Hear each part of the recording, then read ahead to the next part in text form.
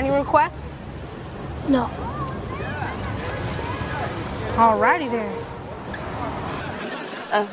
What do you... Hey, now. Oh, Jay.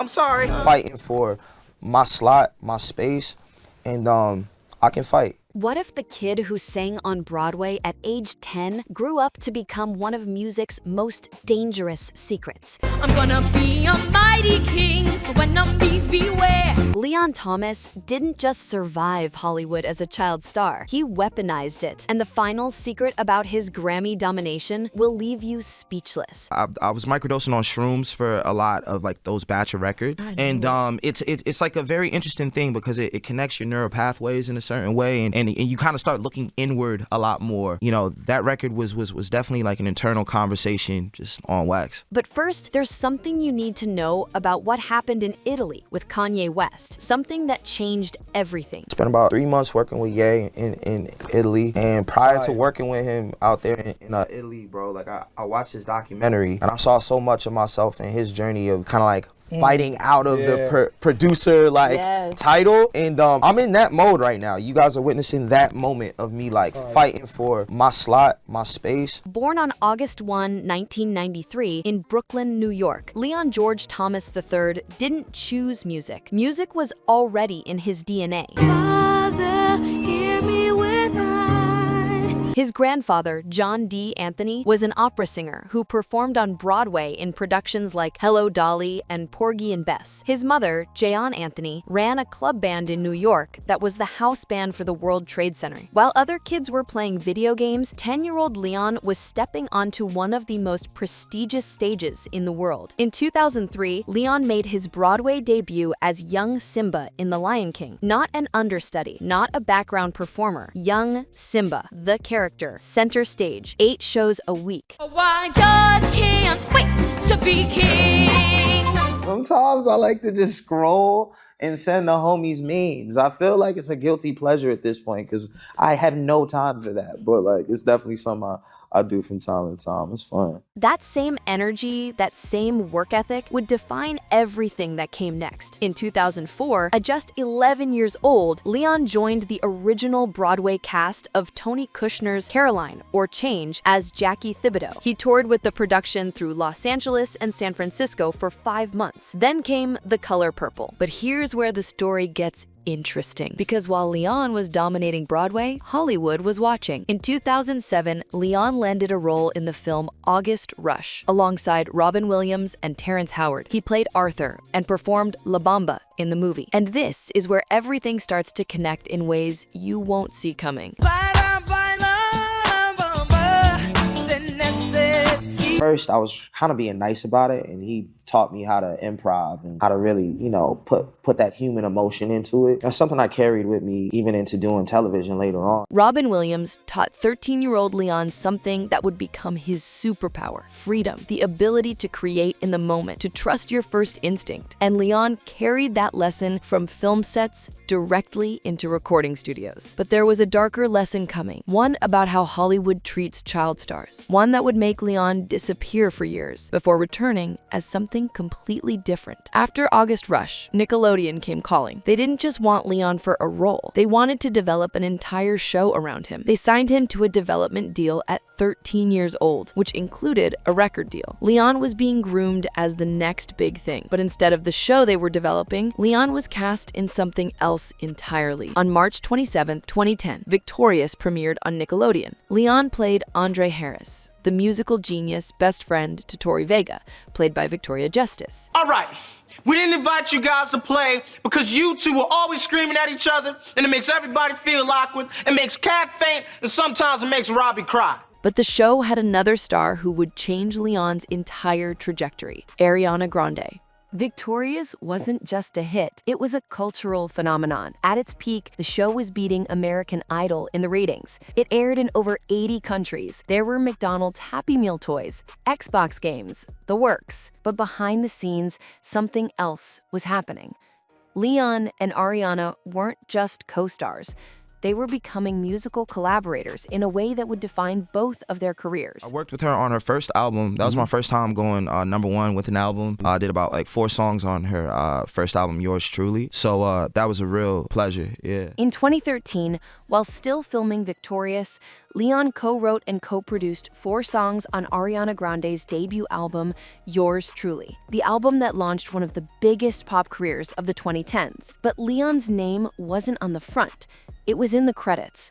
He was operating as part of The Rascals, a production duo he formed with his longtime collaborator, Christopher Tricky Stewart. And this is where Leon made a decision that confused everyone around him. Victorious ended on February 2nd, 2013. Leon could have easily transitioned into being the next Justin Timberlake or Usher. The Disney to pop star pipeline was proven, but Leon disappeared. That transition from theater to TV to music was really pretty crazy. When I stepped into TV, it was more of a decisive thing that me and my mom, we were going to start this like business. We were going to try this thing out and go to LA and see what happened. And it worked out. Instead of chasing solo stardom, Leon Thomas, the actor, became Leon Thomas, the ghost. He spent the next decade in studios, producing and writing for other artists. And the list of people he worked with reads like a who's who of modern music. Drake, SZA, Post Malone, Rick Ross, Toni Braxton, and Babyface. Ariana Grande on multiple albums. In 2016, Leon served as co-producer on Post Malone's debut album, Stoney, the album that gave us White Iverson and Congratulations. And here's what most people don't know about that session. We were hanging out, I met this producer, and we both were using Logic and doing this particular style of production, and it turned into my sound that I have now. That producer was Rex Kudo, and together, they developed a production formula that would become Leon's signature sound, a blend of live instrumentation, chopped vocals used as samples to avoid expensive clearances, and an R&B sensibility with hip-hop drums. But Leon was getting frustrated because despite producing hit after hit for other artists, the music industry kept seeing him as that kid from Nickelodeon. I was really doing a million sessions. I like even took that little demo I had of Snooze and I played it for this publisher, and I'll never forget. She said, it's all right. She said, it's all right, about a song that would win a Grammy. You just too important, nobody like you do. This is where the story takes a turn, because Leon wasn't about to let anyone else define his ceiling. In 2017, Leon appeared in Kathryn Bigelow's film, Detroit. So lonely, so lonely, so lonely. Ooh, yeah. It was his first major film role since August Rush, and according to Leon, it was also his breaking point. I did this role with Kathryn Bigelow. She's an Oscar award-winning director, but I had to cut my dreads for it, and that was kind of like my last straw in acting. Cutting his locks for Hollywood, the final symbolic act of conformity. After filming Wrapped, Leon made a decision. He was done being what other people wanted him to be. He grew his locks back. He stepped fully into his truth as an artist. It's not fair. How you just gonna take off your clothes and sit right there? And then something happened that nobody saw coming. In 2018, Leon released his debut EP, Genesis, under Rostrum Records. It featured guest appearances from Buddy and Taylor Parks, but more importantly, it featured Leon Thomas, the artist. Not the actor, not just the producer, the artist. You're my favorite place to be.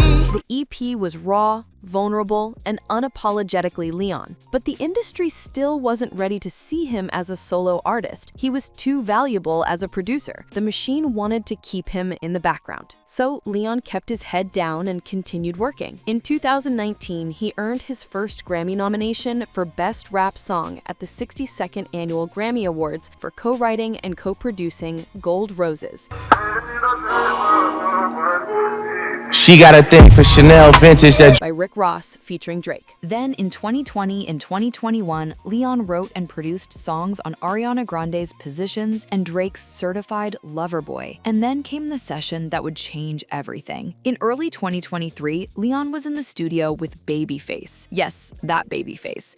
The legend who's written over 400 hits and sold over 100 million records. And SZA walked in. I heard the track, loved it, went into the other room, hour and a half, maybe 2. Damn, and that's came back crazy. with a whole hit. Like that entire song was written in that 2-hour span. 2 hours. that's how long it took to create Snooze. How can I snooze and miss the moment you just... But here's what nobody knew at the time. Leon and Chris Times from the Rascals, they couldn't get an official bounce of the song, so they secretly recorded it on their iPhones while it played back in the studio. For 2 years, Leon walked around with a voice memo version of Snooze stuck in his head, a voice memo of a song he knew would change everything. Snooze became one of the biggest R&B songs of 2023. It peaked at number 2 on the Billboard Hot 100. It spent 36 weeks on the chart, and at the 66th Annual Grammy Awards in February 2024, Leon Thomas won his first Grammy for Best R&B Song. Love the smile on your face. I feel amazing. This is definitely a dream come true. And, I was definitely crossing my fingers while they were announcing it and praying to God. But winning the Grammy did something unexpected. It didn't just validate Leon's production skills. It reminded the industry that Leon Thomas was also a singer, a songwriter, an artist. And Leon had been preparing for this moment. In May 2022, Ty Dolla $ign launched EZMY Records, a joint venture with Motown, and Leon Thomas became the label's first artist. Finally, Leon had the infrastructure to launch himself as a solo artist, not as the kid from Victorious, not as the producer who works with Drake, as Leon Thomas. But before releasing new music, Leon did something strategic. He studied the blueprint. Energy like that in R&B, like big bro, little bro, aspects of it. And I was like, well, if we can kind of mirror that same marketing plan, I think the cross-pollination of fans and even just cosigns can like turn into something great. The mentor-protege dynamic. Drake had Lil Wayne. Kendrick had Baby Keem. Leon needed his big brother in R&B, and he found him in Ty Dolla $ign. In September 2023, Leon released Electric Dusk, his sophomore album. It was a critical success, but didn't break through commercially. The songs were great, the production was immaculate, but something was missing. Leon needed to be more vulnerable, more honest, more willing to expose the parts of himself he'd been hiding. And then his world fell apart. Leon's long-term relationship ended. A relationship with a fellow artist. They had lived together for years, and in the aftermath of the breakup, Leon did what artists do. He turned his pain into art. But this time, he added something dangerous: psilocybin mushrooms, specifically microdosing. Microdosing on shrooms for a lot of like those batch of records. And it's like a very interesting thing because it connects your neural pathways in a certain way and you kind of start looking inward a lot more.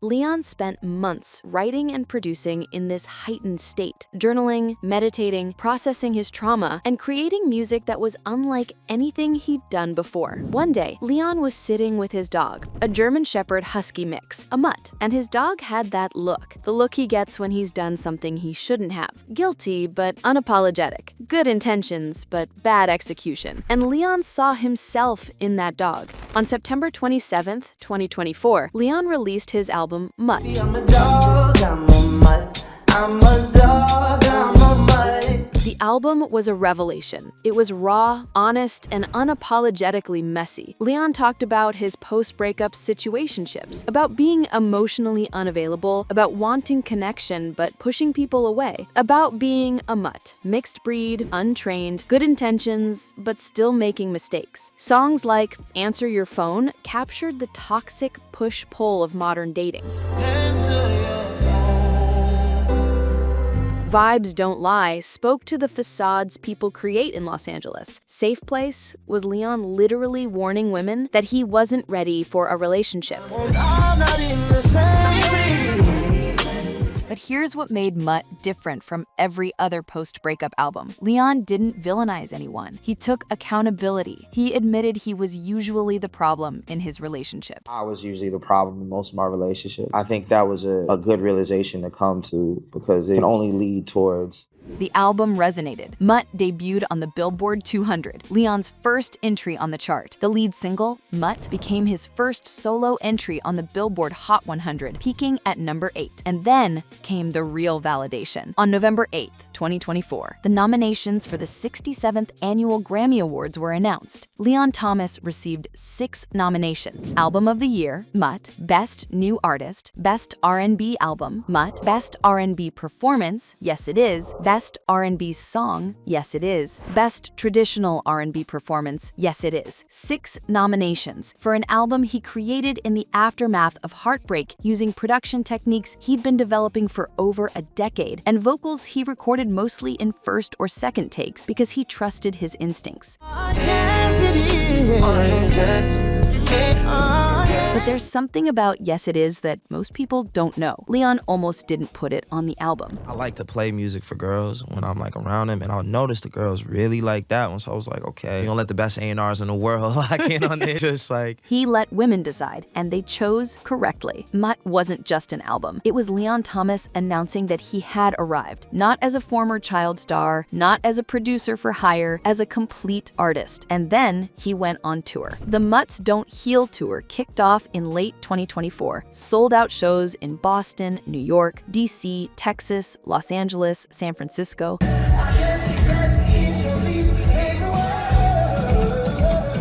But Leon wanted more. He wanted to prove he could perform at the highest level. On NPR's Tiny Desk concert series, Leon performed Mutt with a full band, live drums, bass, guitar, keys. The performance was released on August 9th, 2024, and peaked at number 2 on YouTube's trending list. But here's what made that performance even more significant. Leon's grandfather, John D. Anthony, the opera singer who started it all, had passed away just weeks before, and his funeral was 2 days after the Tiny Desk recording. Leon had seen what Hollywood does to child stars. He'd watched friends and colleagues lose themselves, and he'd made a conscious decision to stay grounded, to stay human, to keep his family close and his circle tight. In January 2025, Leon performed on Jimmy Kimmel Live, bringing Mutt to network television. And on February 2, 2025, he released Mutt Deluxe Heal. The deluxe edition featured new collaborations with Kalani and Big Sean, plus remixes and additional tracks that showed Leon's range. But there was one collaboration on the deluxe that Leon teased but wouldn't confirm. I mean, I got this record out right now. It's called Mutt. You know, Right. it just hit the Billboard charts with Congratulations. Yeah, thank you. I appreciate that. So, you know, we've been working on a remix for some time. An R&B legend, someone Leon has worked with before, someone who's been in the spotlight since they were a kid, just like Leon. The internet has theories, but Leon isn't talking yet. Because here's what Leon understands that most artists don't. Mystery creates desire, and Leon has spent his entire career perfecting the art of strategic visibility. He's a Grammy winner who still gets surprised when people recognize his production credits. He's a child star who successfully transitioned into a respected adult artist. He's a producer who writes hit songs for others, but saves his most personal work for himself. And he's currently valued at an estimated $5 million, with his net worth growing significantly following the success of Mutt and his extensive production catalog. I've been in this industry my whole life, and there's been ups and downs. I've had people doubt me, and I've had people believe in me. But I think staying grounded through all of those changes, those ebb and flows. Leon is currently single and focusing on his career, though he's been open about wanting to settle down in the next few years. He owns his first investment property in Los Angeles and is actively building his real estate portfolio as a hedge against the unpredictability of the music industry. But there's one more thing you need to know about Leon Thomas, something he revealed in Italy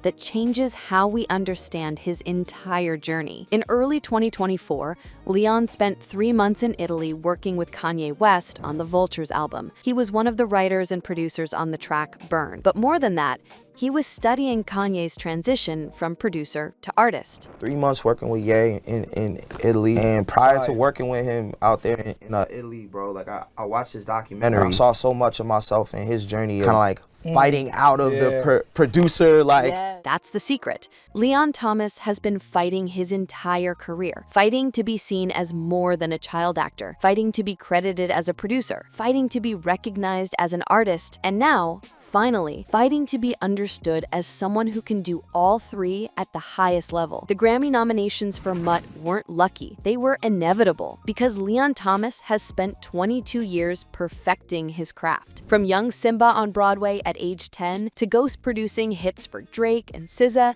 to finally creating an album that's so honest, it makes people uncomfortable. And that discomfort is the point. When it comes to the kind of tracks I sing, the lyrics I choose, the way I dress, like the way I talk, just being myself. Leon Thomas isn't trying to be the next anybody. He's trying to be the first him. And based on the trajectory, based on the 6 Grammy nominations, based on the sold-out tours and the critical acclaim and the respect from his peers, it's working. The deluxe edition is streaming now. The tour continues through 2025. And somewhere in a studio, Leon is already working on album 3. Because that's what happens when you've been doing this since you were 10 years old. You don't stop. You evolve. What if the kid from Victorious wasn't just a child star who got lucky? What if he was always exactly where he needed to be, learning exactly what he needed to learn, so that when his moment came, he'd be ready? Leon Thomas III, born August 1, 1993. Broadway star, Nickelodeon actor, Grammy-winning producer, 6-time Grammy nominee, and finally, undeniably, an artist.